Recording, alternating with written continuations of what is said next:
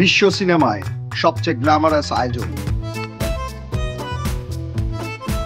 সিনেমার প্রতি ভালোবাসা আর উৎসবের রঙে ভেসে যাচ্ছে ফ্রান্সের কান শহর। সারা পৃথিবী নামি দামি অভিনেতা, পরিচালক, প্রযোজক আর সিনেমা প্রেমীরা হাজির হয়েছেন উৎসবের আনন্দে শামিল হতে। 12 দিনের এই আয়োজনে কান হয়ে উঠেছে চলচ্চিত্র জগতের global meeting point. Hotel, restaurant, park কিংবা সমুদ্র সৈকত, প্রতিটি জায়গায় চলছে উৎসবের আমেজ। ফ্রান্সের আতিথেয়তায় মুগ্ধ দর্শনার্থীরা, জমে উঠেছে ব্যবসা বাণিজ্য।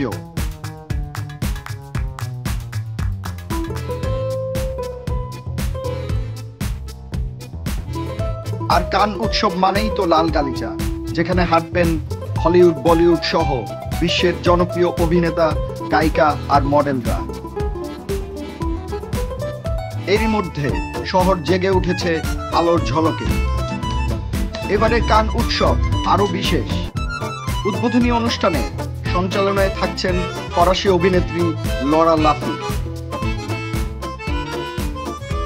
শুরুতেই মার্কিন কিংবদন্তি অভিনেতা রবার্ট ডি নিরোকে তার অনন্য ক্যারিয়ারের জন্য স্বীকৃতি স্বরূপ দেওয়া হবে সম্মানসূচক পদক। প্রতিযোগিতা বিভাগে এবার নির্বাচিত হয়েছে 22টি সিনেমা। এবার আলোচনায় রয়েছে জুলিয়া দুরকানের আলফা, রিচার্ড লিঙ্কল্যাটারের নোবেল ব্যাক, ওয়েস অ্যান্ডারসনের দি ফিনান্সিয়াল স্কিম। অনেকে এবার বাজি ধরেছেন দারদান ভাইদের the young mothers home, Tarik সলসের ইগলস অফ দি রিপাবলিক কিংবা Jafar Panahi it was just accident জিতে নিতে পারে সেরা পুরস্কার। বাংলাদেশের জন্যও এসেছে গর্বের খবর। কানের স্বল্পদৈর্ঘ্য বিভাগে জায়গা করে নিয়েছে বাংলাদেশের ছবি আলী।